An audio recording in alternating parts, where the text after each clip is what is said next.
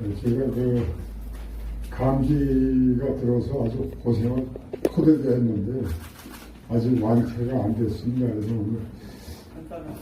오늘 꼭 약속은 된 날이고 그래서 나왔습니다. 우리 한민족의 역사라는 것이 우리가 알고 있는 것은 밤낮 4358년 단군 이후에 그렇게만 알고 있다가 다음에 조금 좀 달라진 것이 판단고기가 나오니까 9300년에서 12000년 또는 23000년까지의 역사를 얘기를 했습니다. 그것이 또 좀 진행하다 보니까 박재상 선생님이 쓰신 부도지라는 곳에 과거 선역해서 개국을 하신 것이 7378년 어마어마한 숫자로 들어갑니다. 그런데 그것을 많은 학자들이 믿으러 들질 않아요. 그리고 많은 학자들이 한다는 소리가 뭐냐면 위서다. 그런데 위서라고 하기에는 너무 증빙된 문안들이 많습니다. 여러분들 고려 태조 왕건께서 박재상이 후손들을 찾아서 왕궁으로 모셨다는 기록도 있습니다. 그건 왜 그랬겠습니까? 그 부도지에 나온 7378년의 장구한 우리의 역사, 그것을 계승하기 위해서 우리 한민족의 선대들은 여태까지 계속 발버둥 쳐왔습니다. 그런데 그것이 묘하게도 원문이 보존된 게 아니라 그 후손들이 읽고 머릿속에 남았던 것을 가지고 재정리를 해서 그것이 바로 이제 세종대 왕께서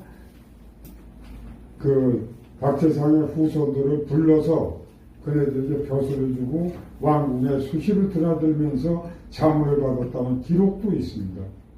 그런가 하면 천하의 신동 중에 최고의 신동이라는 매월당 김시습 선생이 거기에 부연을 달았어요. 남의 글에 부연을 함부로 못합니다. 제 아무리 잘난 사람도 남의 글에 논지가 맞지 않으면 그걸 부연 달 수 없죠. 그런가 하면 강감찬 장군께서도 그 역사서를 읽으셨다는 기록이 또 있고 고려시대의 최고의 한국의 고려인으로서 한국이죠. 그때 당시에 우리 한국의 선대 중에 최고의 학자를 꼽혀서 중국에서 해동공자를 오셨던 최충 선생, 또 이면 선생, 그런 분들이 그 책을 읽어보시고 연대에 대해서 논지도 있고, 또 조선 후기에도 그 성호 이익 선생께서 성호사설이라는 책을 한번 읽어보시면 그 성호사설에 뭐라고 되어 있느냐, 그 연대에 대해서 자기는 이해를 잘 못하겠다. 왜? 그 연대에 대한 것이 하도 오래되다 보니까 그것에 대한 것을 다른 사람들이 얘기하는 거로 따지면은 그렇게까지 안 될 것 같은데 그런 게 아니냐. 그래서 그것을 저는 몇 년 동안 몇 분들하고 대화를 나누면서 그렇다면 우리가 이것을 정리해야 될 필요가 있지 않겠느냐. 그러고 그 정리해야 되는 가운데 무슨 것이 있느냐면 부도지를 읽어보신 분들은 기억을 하시겠습니다만은 숙제가 있습니다. 거기. 마고께서 7378년 전에 거기에 오시기 이전에 이미 마고성은 쌓여져 있었고 여기에는 누구와 다스린 흔적이 있다는 것이 숙제로 주어졌습니다. 그것을 풀기 위해서 저도 한 4년여간을 뛰어다니면서 이번 저분들하고 대화를 나누고 결론은 중국의 고서들을 한 10여 권을 제가 봤습니다만은 거기에서 등장하는 천황실, 지황실, 인황실 그리고 그거보다 또 18,000년을 다스렸던 반고라는 신인에 대한 것이 있습니다. 그분의 사당이 어디 있다 하는 것까지 기록이 되어 있습니다. 그것을 쫓아서 제가 중국을 한 40여 회 이상을 해놨었습니다.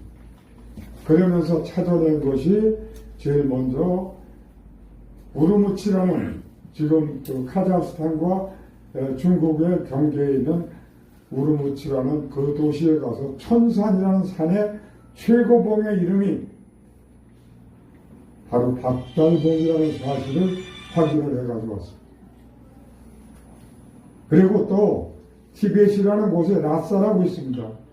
거기에서 우리 아리랑족들이 지구천왕이 다스리던 땅에서 살던 그네들이 인도로 넘어가서 간지스강 문화를 바로 창출했던 아리안족들이 넘은 아리랑 고개에 대한 것을 위치 확인을 해가지고 왔습니다. 또 한 10여 년 갖게 됐습니다. 중국의 청도라는 것은 잘 아시죠? 산동에 칠다고 그러면 모르죠. 그 청도가 우리 땅입니다. 백제 땅이었는데 거기에 가서 보니까 재령박물관이라는 박물관에 이만하게 이쪽에 한뼘 벽만하게 개천물이 있습니다. 대륙 최초의 민족 국가를 형성한 민족이 동이족이다. 여러분들 들어보셨습니까? 저는 그것을 지금도 이 핸드폰에 사진 그냥 가지고 있습니다.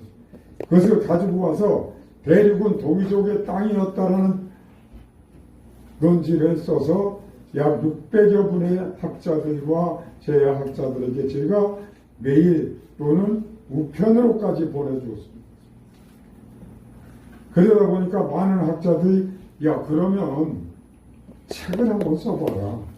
그래서 제가 쓴 것이 인류시원의 역사 이야기라는 제아의 책을 제가 발간을 했습니다.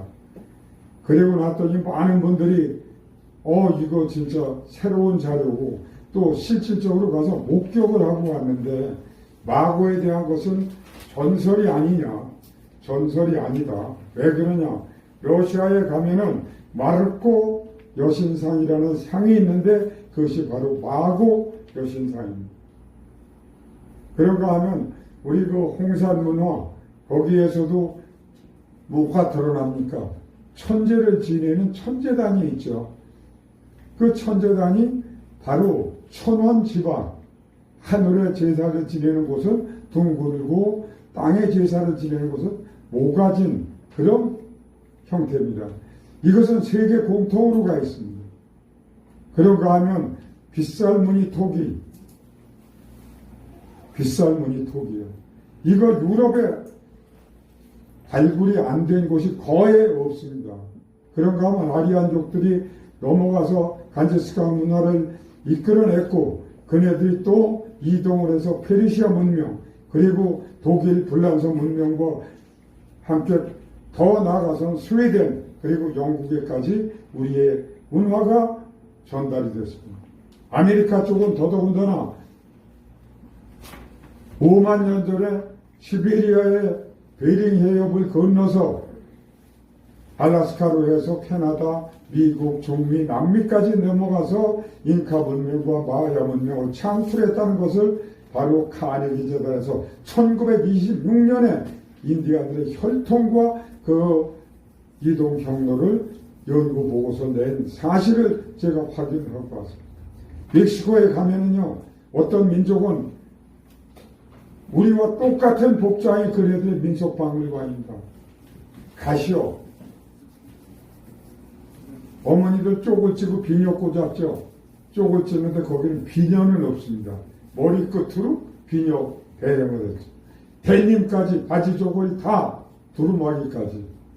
그런데 또 남미 볼리비아라는 나라에 가니까 거기 밀림 속에 동굴에서 발견된 것이 뭐냐 하면 석기가 이렇게 이 사람 이렇게 제가 180은 조금 안 됩니다만 178.9였는데 이 팔은 180이 넘었습니다.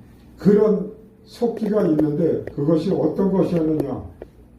우리 상고 시대에는 천재를 지낼 때 16살 먹은 처녀의 목을 잘라서 그 피를 가지고 하늘에 감사의 제사를. 그런데 그때 당시만 해도 그러한 제물로 선정되는 것이 영광으로 알았던 그런 시절입니다. 근데 그 볼리비아에서 그것이 나왔다는 거예요. 볼리비아에 가니까 또 뭐가 문제냐? 그네들의 민속 음악이 국보리 장단이라는 사실. 이러면 우리 한민족의 인류 시원의 역사의 주인공이 분명하지 않겠느냐. 그리고 또 이 바이칼 호수라는 데 가면은 거기에 알혼섬이라는 섬이 있습니다. 거기에는 부리아트족이라고 우리와 동일 혈통이라고 하는 사람들이 아직도 살고 있습니다. 그런데 그네들의 전설에 뭐냐면 시아몬이라는 사람과 백조의 전설, 우리 남꾼과 선녀의 이야기와 같은 전설이 거기에 지금 계속 전해오고 있습니다.